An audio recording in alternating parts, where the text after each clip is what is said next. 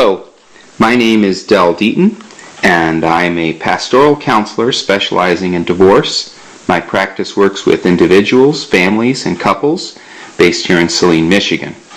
Today we're going to answer the following question: how divorce counseling as a standard measure differs from Christian divorce counseling. And we're going to look at beginning with the basics, the basic aspects of divorce counseling and support. There are three aspects. One aspect I would call the external or outward looking, the world aspect. The other aspect is here. We'll call that the inward or self aspect. And then the final aspect we're going to call hitching, or the back and forth aspect. We'll talk about each of these as we go along here. First of all, self focuses on you. This may be something that you're doing on your own. You're looking at your values. Who am I when I'm no longer defined by my divorce? Maybe a therapeutic situation. A counselor is helping you look at yourself. They may be self-issues like looking at the way you eat, looking at the way you exercise, looking at the way you sleep, your lifestyle issues. So that's what we call self, the inward looking. The hitching issues are issues related to the back and forth, the push me, pull you between the two spouses who originally got hitched or married. Those indicate things like the process.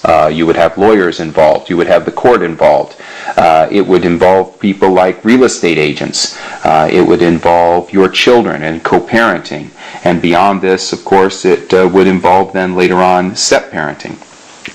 Up here in the world aspect, these are the outward-looking aspects of divorce. And so here we're talking about how it is that you might interface with a divorce support group, how it is that you might interact with co-workers or your employer on the job. It might also indicate areas in which you might redefine your relationship with friends, how it is you deal with friends now that you are a single individual as opposed to being a couple, and how it is that they may feel divided loyalties to your former spouse as you bring a new partner into the relationship. And so when we connect these dots as follows, so you look at this, you look at this, and you look at this, you end up with what in elementary, or high school, I guess, or middle school geometry class, a two-dimensional plane here, correct? And sometimes in this middle area you have some overlap. You might have areas of employment that affects your income, affects you, affects your relationship with your boss, but also affects your co-parenting because maybe you're moving some distance apart, which changes the parental dynamic. Dating, for example. Dating you'd think is a self issue, but may also indicate something that changes, as I mentioned before, in terms of co-parenting. So when we have these various aspects, as I've laid them out here, this is your basic divorce counseling practice. And some people specialize in certain areas and overlap with other areas. Some people are more generalists and they may be a coordinator of resources. As a counselor, I certainly either address these individual areas or where I have special expertise, or refer others to outside resources where it's necessary.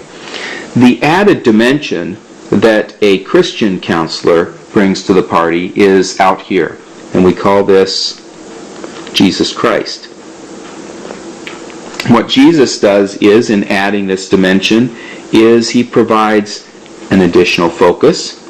So if you think about it, when you're dealing with a divorce situation, you may sometimes focus on the issue of control. I have no control. Where is this loss of, how is this loss of control recognized? Well, there's a higher power. I defer to a higher power. I realize that there is a higher power. What Jesus provides that's different from just a generic faith understanding is direction, relationship. It's a personal interaction with God, which is unique in Christ. Redemption. So if you think about areas such as the inability to forgive self, that could come off of this trajectory here. and lead to Him. Questions such as, how should I act? What should I do? Those kinds of things would happen under the world view. And under the hitching view, think of things like, how should I co-parent with my former spouse when they act a way that I don't think is right or I think is unfair to me? Should I return in kind, or should I hold myself to some different standard than a reciprocal or a quid pro quo or a eye for an eye kind of a standard? Another aspect of hitching that I often focus on is the idea of fairness. People will say, well, I went to court, I had my day in court, but I still don't think it was fair. I still don't think justice was done. And the nature of man, our sinful nature in the way that we look at things, and also the construct, courts being constructed by man, there's limitations on how far that they can go in terms of delivering true fairness and a feeling of fairness, an internalized sense that justice has been done. And so how do you forgive? How do you say to the former spouse, I'm not going to require a atonement for what it is that you've done? Again, that comes through the person of Jesus Christ and His sacrifice for all of us. So what I like to say is that Christ provides the two goes. One of the goes is the go-to, and the other go is the let go. It allows us to let go of our divorce. And those are things that are only available to us in a Christian context. That's the difference. That's, I think, an important value that you can get from a Christian counselor. Certainly you want to make sure that the fundamentals of the understanding of the divorce process are there, in the same way that you would not want your somebody who had sort of a generic practice in these areas saying to themselves, well, I think there's going to be a marketing opportunity if I can move in this direction. You want to make sure that their heart is genuinely there.